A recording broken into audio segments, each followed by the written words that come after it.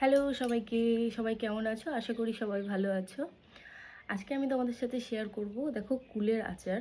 আমার বান্ধবী দিয়ে গেছিলো কুল, সেটা খেতে পারিনি, ওটাতেই আমি আচার বানিয়েছি।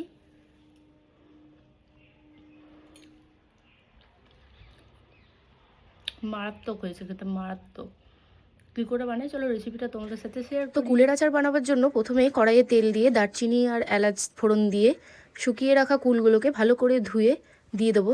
তারপরে 5 থেকে 10 মিনিট মতো গ্যাস কমিয়ে ভালো করে ভাজবো। ভেজে নেবার পর দিয়ে দেবো জল। কুলগুলো ভেজে নেবার সময়ই লবণটা আমাদের দিয়ে দিতে হতো, আমি ঠিক ভুলে গেছিলাম, তার জন্য জল দেওয়ার পর উপর থেকে কিন্তু লবণটা আমি অ্যাড করে দিয়েছিলাম। তারপর ফুটে আসলেই কিন্তু ঢাকা দিয়ে ভালো করে 10 থেকে 15 মিনিট কুলটাকে ভালো করে সিদ্ধ করে নিতে হবে। দেখো সব কুলগুলোকে আমি ভেঙে নেবো। তারপর একটু একটু করে গুড় অ্যাড করে দেবো। অল্প অল্প করে গুড় দিলেই কিন্তু আচারটা বেশি ভালো হয়। 2 থেকে 3 বার আমি গুড়টাকে দিয়ে দিয়েছিলাম। গুড়টা ভালো করে দেওয়া হয়ে গেলে ওপর থেকে দিয়েছিলাম ভাজা গুঁড়ো মশলা, বিট লবণ। তারপরে ভালো করে মিশিয়ে নেবার পর সবশেষে দিয়ে দিয়েছিলাম তেঁতুল জল। তেঁতুল জল দিলে কিন্তু আচারটা আমাদের অনেক দিনই ভালো থাকবে। কুলের আচার বানানো কিন্তু খুবই সহজ, তোমরাও একবার বাড়িতে অবশ্যই ট্রাই করবে। খেতে কিন্তু মারাত্মক টেস্ট হয়। টাটা।